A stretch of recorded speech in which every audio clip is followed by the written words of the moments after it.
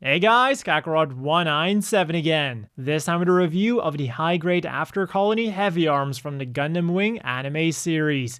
And this model kit was given to me by my favorite online hobby store, Hobbylink Japan. Links to buy your own dose of down below. And with all of those weapons combined with that striking red and white color scheme, this thing definitely manages to draw some attention to it. And with how long it took for the TV version of the Heavyarms to finally get a good model kit, I will absolutely give it that attention. The only things that kinda bother me about the looks of the Heavyarms are those giant hinges on the missile pods. They're not anime accurate and make the Heavyarms feel much more like a toy. Sure, it's cool that they open up, but looking at other kits with missile pods, they could have done a better job in my opinion. In terms of seamlines then, they did do the best that they could. There is one on the arms and on the legs, but honestly, with the design of the Heavyarms, that couldn't really have been hidden any better. Stickers then are kinda the same story. Even though it might look like a relatively big sticker sheet, at least a quarter is taken up by these black stickers that other kits simply wouldn't have bothered with. Then we get the usual eye sticker, front camera sticker, and back camera sticker. We get grey ones from the ankle guard and the knee exhaust, 2 yellow ones for these exhausts, and finally we get 4 blue ones for the stripes on the chest.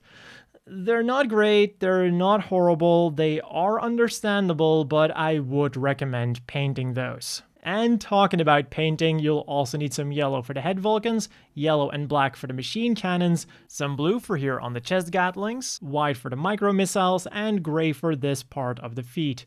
So straight out of the box, it's not without its flaws, but I would say that it still manages to look badass. In part, thanks to its incredible arsenal. Going from the top to the bottom, we get Vulcans on the head, machine cannons on the shoulders, homing missiles with opening up panels next to those, chest Gatling guns that also open up, and then we get micro missiles on these pods on the legs. And even though that's already one hell of an impressive looking arsenal, it wouldn't be the Heavyarms without the beam Gatling gun. And this sure is an impressive looking thing. We have some nice color separation with the 2 shades of gray going on, and simply by removing the hand it slides onto the arm. And just with that it would already be impressive enough, but it does come with some more cool features. First up, the barrel actually rotates around, and we also get this handle in case you'd want the Heavyarms to hold onto it with both hands for extra stability. And the funny thing here is, for the life of me, I couldn't remember the Heavyarms ever using this in the anime, even though the line art does show that handle being there. So I decided to go look for it and scrub through some episodes of Gundam Wing. And not only did I not see the Heavyarms using that handle, in a lot of shots it's just straight up not there. And if for some reason you don't want to use the Gatling gun, get the hell out of here. You also get this little connector piece that attaches to the left side of the backpack, or should you want to, you can also mount it onto the right side, but then the Gatling gun would go on there upside down because there's only one connection on the Gatling gun itself. And once the Heavyarms inevitably runs out of bullets, he still has one final resort: the army knife that folds forward and is mounted on his right arm. And even though it's probably one of the least effective close combat weapons in Gundam Wing, if not all of Gundam, with the exception of the heat stick used by the Genoese in Gundam Age, I cannot help but love it. What I also would have loved is if Bandai had included a beam saber and the mechanic thingy to mount it onto the left arm, just as we saw in that one episode where Hero uses the Heavyarms and fights against Zex. But back to parts that we do get, because this is a remold of the Sandra Gundam. We also get a pair of open palm hands that it came with, and the specialized holding hands for the heat shuttles. This then also means that we get a couple of leftover junk parts from the joints. So with all of that stuff out of the way, let's have a look at the articulation of this thing. The head is on a double ball joint, goes nicely upwards, downwards, rotates around all the way, and also goes nicely forwards and backwards.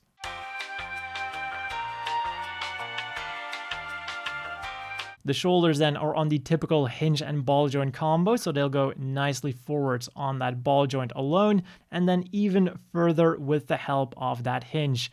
Then they'll go backwards on the ball joint and also go up on the ball joint. The arms then will go up until they hit the shoulder armor, bend at the elbow on 2 joints, and even though it looks good from this side, once you turn it around, you will unfortunately be able to spot a bit of a hollow part.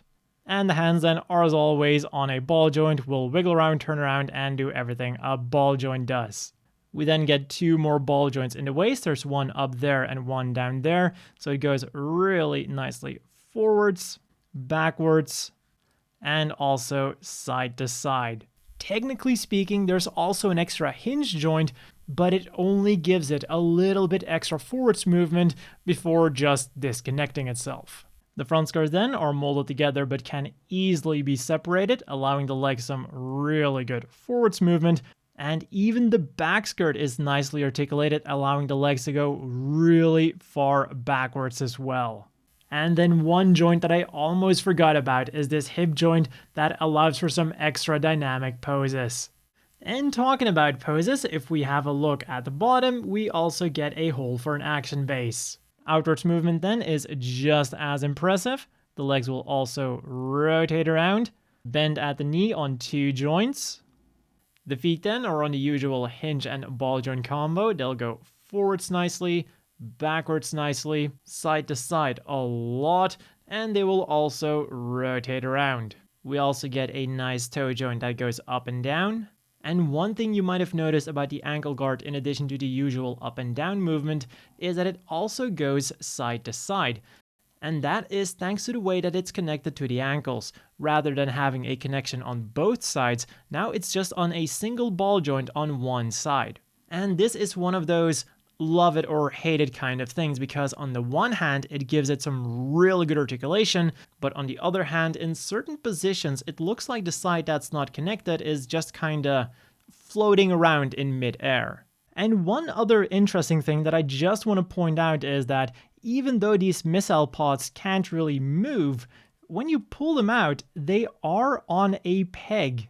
So in terms of articulation, the Heavyarms completely nailed it. Even though the main attraction is definitely the weapons here, Bandai didn't skimp on the articulation one bit. True to the anime, this thing can pull off some seriously acrobatic moves. So as always, the inevitable question is, do you want to buy this?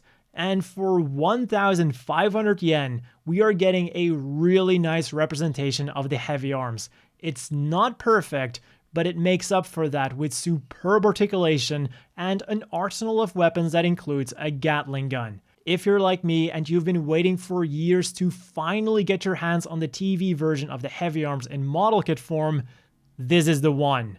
Go out and buy it now. It's great as is, and with a bit of effort, it only gets better. So then for some size comparisons, here it is next to its best buddy Sandrock and the Wing Gundam. And I can't wait to also add the Dead Scythe to this lineup. These 3 already look so good together. Then here we have it next to the old Heavyarms and the old Sandrock. And as I always say, we've definitely come a long way since then. And finally, here it is next to the standard size Gym Custom and the always bulky Zaku 3.